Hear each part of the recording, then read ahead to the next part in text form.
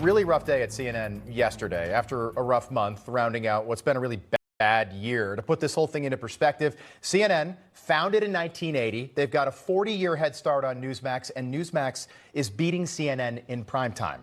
Think about that. Yeah. Newsmax literally didn't have a full day of shows until 3 years ago. It's a sign. It's a sign of how bad things are over there, but really it's a sign of what Americans really want to see when they turn on the TV. Now, for more, let's welcome in attorney and Republican strategist Aaron Elmore and St. Louis radio host Christopher Arps. Good morning to you.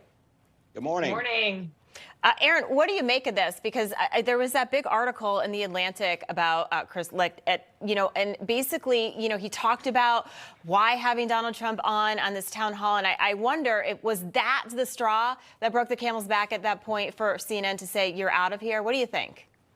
I think a lot of things. I think that article was scathing, and they said over 100 different people who worked at CNN contributed to that. Megyn Kelly did an amazing monologue on this on her radio show yesterday, and what she thinks needs to happen, and I agree completely, they need to Elon Musk the place like he did with Twitter. I think it's rotten from the inside out. They tried to change the whole entire platform and structure, but kept the same anchors with a few just getting fired. I think they need to get rid of their writers. They need to get rid of their staff, because all of these people have been infected with toxic liberalism. These people are not journalists just reporting the news. They are political advocates, and that's not what's working for the network. And also, they have a bloated staff. I know what they get done and what you guys get done with just a few hardworking people. It's ridiculous, and that your ratings are just soaring and theirs are floundering. I think they really need a complete internal purge. And yes, Donald Trump, they thought that was low-hanging fruit. Let's just put Trump on. And clearly it didn't work. It just infuriated the liberals who watch the network. So yeah. I think it's got to be a big change. By the way, Donald Trump, too, CNN CEOs, 0, if you add Jeff Zucker to that list as well. Donald Trump just completely broke this network, and everyone watching right now, when something big would happen, you'd flip on CNN. It is the exact opposite now. And Donald Trump, by the way, is a candidate again. And Aaron, I agree with you. Leftists, activists, anchors and reporters cannot be expected to be fair and balanced. Chris, they got rid of Brian Stelter, Chris Cuomo, Don Lemon, Jeffrey Toobin, although that was completely ridiculous. Jeffrey Toobin came back to CNN, then they got rid of him. Yeah. What do they need to do? Because the problems at CNN, Chris, didn't start with Chris Licht. They were there long before Chris Licht's short tenure. Yeah, CNN is having a complete identity crisis. They don't know if they want to be the network that they were in the 80s and 90s, where, as you said, Rob, that was the first place that you went for big news. I think with them trying to compete with MSNBC, I think MSNBC has cornered that far left lane. Of course, they're not going to go conservative. So they really are having an identity crisis. And Chris Licht, the CEO of CNN, needed to realize that you are behind the scenes, you run the network, and having a reporter walking around with you everywhere doing an expose of you or whatever was a complete disaster. And I think he helped bring about his own demise. I also think Newsmax has an opportunity to steal their slogan. When Trump was president, they were CNN, defenders of democracy. I think that should be Newsmax now, because it's laughable when you think about CNN. They're trying to change their image with all the same people. Yeah, you can't do that. Aaron has some great points. Yeah, just not possible. Okay, so we had two announcements yesterday. Mike Pence is in the game. Doug Burgum, governor of North Dakota, officially in the race.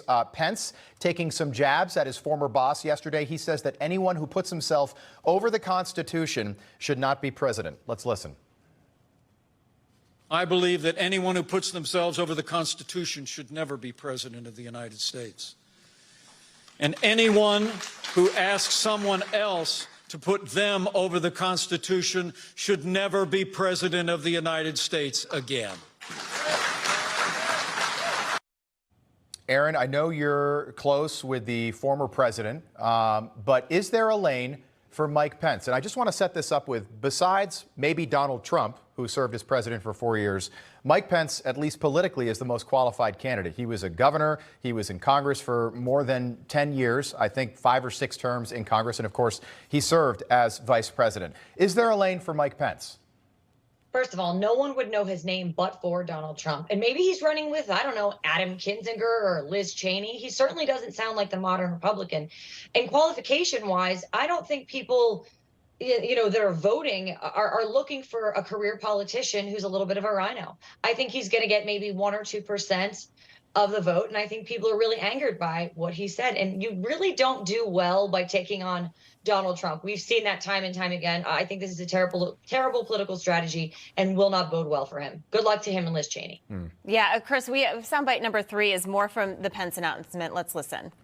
Okay. On that fateful day, President Trump's words were reckless.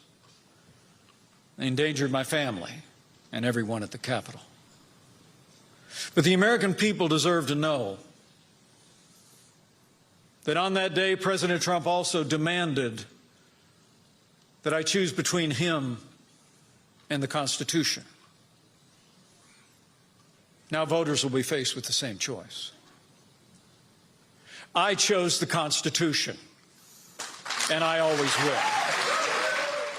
All right, Chris, kind of interesting that he brought this up, you know, on the day that he's announcing, but part of me wonders he had to get it out of the way, right? Because that's what everyone wanted to know. He had to address it. And obviously, you know, I'm assuming the former President Trump will probably go after him and talk about January 6th. What do you think? Yeah, I think it was very interesting. If you look at the criticisms that Pence has leveled against Donald Trump, he's never mentioned his name. But when it came to January 6th and that day, he had no problem mentioning the president's name. I think he has to be consistent. Either you're not going to mention his name or you're going to consistently do that.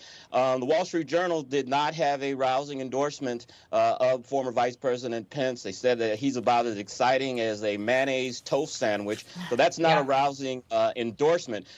And I really don't see a lane for him. You know, the Trump supporters think that he did not support the president. And then the other folks are saying that, hey, you were an enabler of Donald Trump, and why should we give you a chance? So it's going to be a tough road for him. And, you know, he's a good man. He's a good Christian man. Some of his policies and his disagreements with Trump I don't agree with.